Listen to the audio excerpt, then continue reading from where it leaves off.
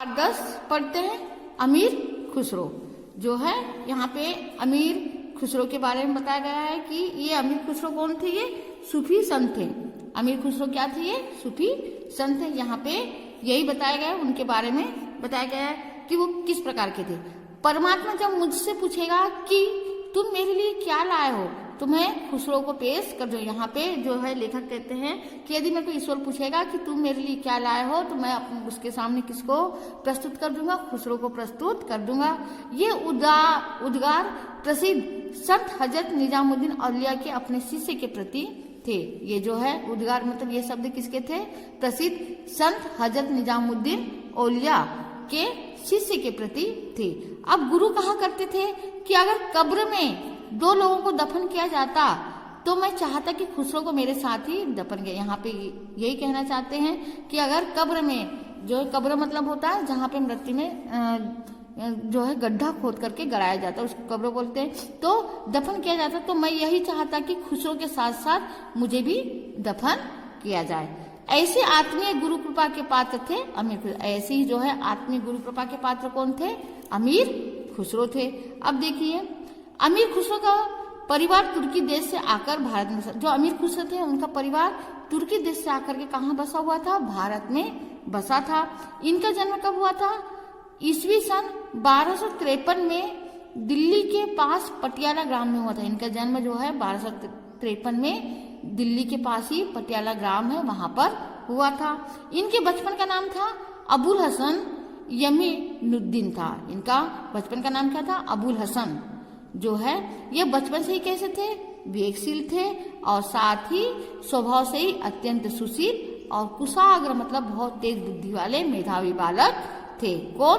अमीर खुसरो। अब इसके बाद में इन्होंने इनके जो है पिता के बारे में बताया गया कि क्या थे वे। अब खुसरो के पिता एक जागीरदार थे। उनका कई दरबारों से संपर्क था। अब क्या था कि उनके पिता एक जागीरदार थे और उनका अनेक दरबारों से संपर्क था। संपर्क मतलब मिलन था, मेल मिलाप था। वे अनेक बादशाहों के क्या थे? विश्वास पात्र भी थे।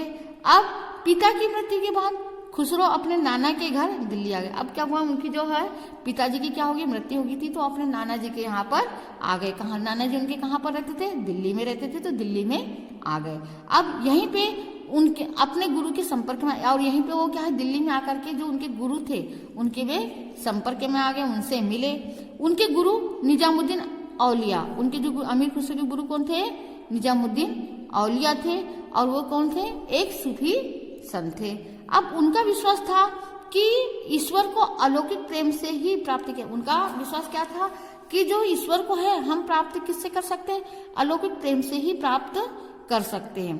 खुसरो भी जो है इसी मत के अनुयायी बन गए। अब खुसरो भी क्या थे कि इसी मत के क्या बन गए? वह अनुयायी बन गए।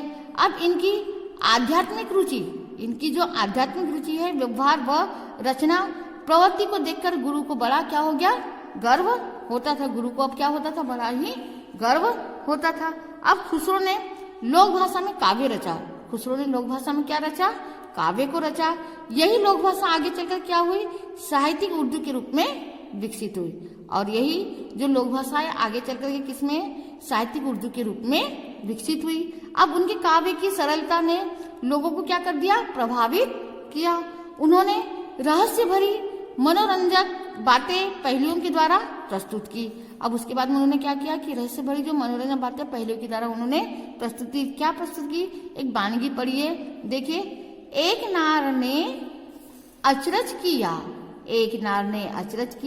सांप मार पिंजरे में दिया, ज्यों-ज्यों सांप ताल को खाए, सूखे ताल सांप मरी जाए। इस प्रकार से इन्होंने दीपक बाती तेल पहली के रूप में किया। इसमें क्या है? एक नार ने अचरज किया, सांप मार पिंजरे में दिया, ज्यों-ज्यों सांप ताल को खाए, सूखे ताल सांप मरी जाए। यहाँ पे जो है इस पहेली का अर्थ क्या है? दीपक है, बाती है और तेल। एक पहेली के रूप में पूछा उन्होंने।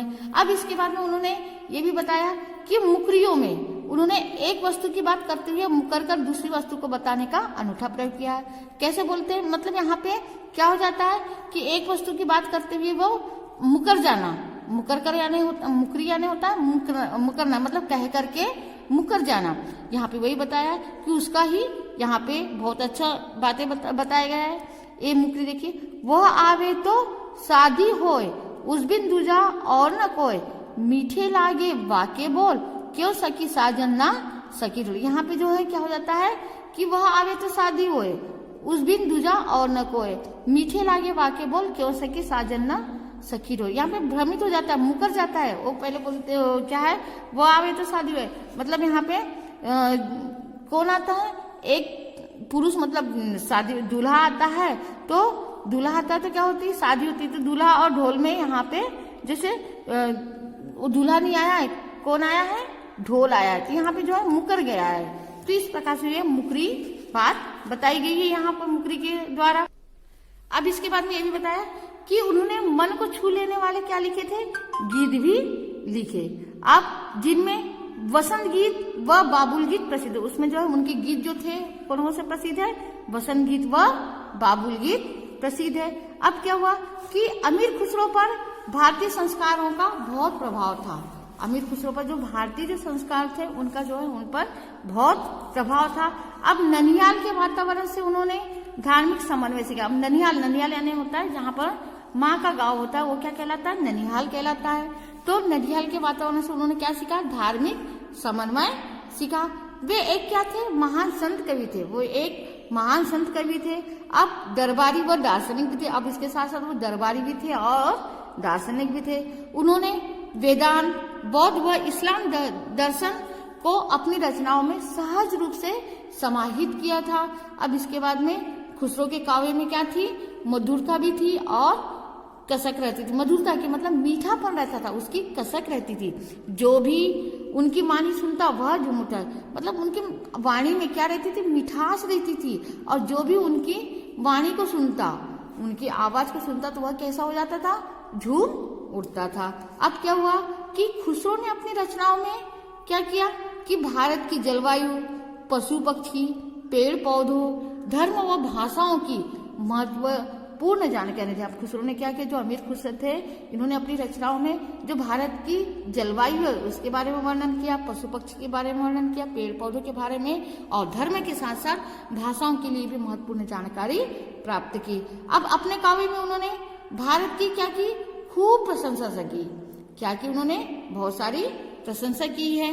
अब खुसरो ने लिखा है कि यह क्या है, मेरा वतन है, मेरी भारत माता है। खुसरो ने यहाँ पे क्या है, अपने देश को क्या है, यह क्या है, मेरा वतन है, मतलब मेरा देश है और ये क्या है, मेरी भारत माता है।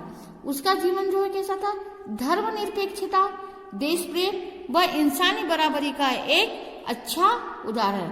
उनका जो जीवन था वो धर्मनिरपेक्षता, देश प्रेम व इंसानी बराबरी का एक क्या था, अच्छा उदाहरण है।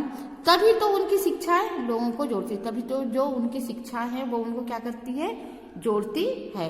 अब वे हमें एक सच्चे हिंदुस्तानी की तरह रहना सिखाती है और वे जो है हमको एक सच्चे हिंदुस्तानी की तरह क्या करना चाहती है, रहना सिखाती है। अब इसके बारे में देखिए, अपने गुरु के प्रति खुसरो का समर्पण भाव अत्यंत प्रेरक था। इसके साथ ही जो है गुरु के प्रति उनका समर्पण भी देखने लायक था, बहुत ही अत्यंत प्रेरक था, प्रेरणादायक था। कैसे प्रेरणादायक था, देखिए, एक बार वे किसी काम से दिल्ली से बाहर गए थे। एक बार क्या हुआ था कि वो किसी भी काम की वजह से वो कहाँ चले गए थे, दिल्ली से बाहर चले गए थे। और उनके जो गुरु कहाँ पे थे, दिल्ली में मिले थे, बाहर गए हुए थे। वहां उन्हें समाचार मिला कि हजरत निजामुद्दीन औलिया का निधन हो गया। अब क्या हुआ कि जब वो बाहर गए थे तो उन्हें बाहर ही समाचार ज्ञात हुआ कि जो उनके गुरु थे हजरत निजामुद्दीन औलिया का क्या हो गया है, निधन हो गया है। तो अचानक इस अनहोनी को सुनवे सकते में आ गए, सुनवे क्या है, सदमे में आ गए। अब क्या है, इस अनहोनी को सुनते ही वे क्या आ गए, सदमे में आ गए तथा उन्होंने तत्काल ही दिल्ली की ओर चल दिए और कोई काम काज नहीं किया। जिस काम से गए थे वो काम नहीं किए और तत्काल मतलब तुरंत ही वो दिल्ली की ओर चल पड़े। और जब वे गुरु के अंतिम दर्शन हेतु पहुंचे, अब जब उनके गुरु की विदाई हो रही थी, अंतिम जो है दर्शन यात्रा निकल रही थी, तो उनके दर्शन के लिए पहुंचे तो वे आंखों से अश्रुधारा बह रही थी। तो उनके आंखों से क्या बह रही थी, आंसुओं की धारा बह रही थी और दिल उनका कैसा था, बहुत ही दुखी था। और उसी दशा में उन्होंने जो है एक फिर मुकरी लिखी थी, क्या लिखी थी? गोरी सोए सेज पर मुख पर डाले केस, चल खुसरो घर आपने रैन भई चौ देश।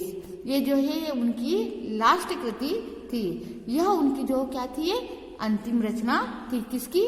अमीर खुसरो की। उन्होंने ये अंतिम रचना लिखी थी क्योंकि जो है वे उनकी गुरुजी के मतलब निजामुद्दीन औलिया के निधन के बाद वे उन्होंने लिखना बंद कर दिया था, इसलिए जो है ये उनकी अंतिम रचना थी। इसके बाद उन्होंने क्या धारण कर लिया? वैराग्य हो गए और उनका काव्य भी आज से पढ़ा और सुना जाता है। और इसी प्रकार से उनका जो भी काव्य है वो भी आज से प्रेम पूर्वक और बड़े लगन के साथ पढ़ा और सुना जाता है, क्योंकि जो है उनकी वाणी में क्या थी? मिठास थी। प्रश्न उत्तर कर लीजिएगा।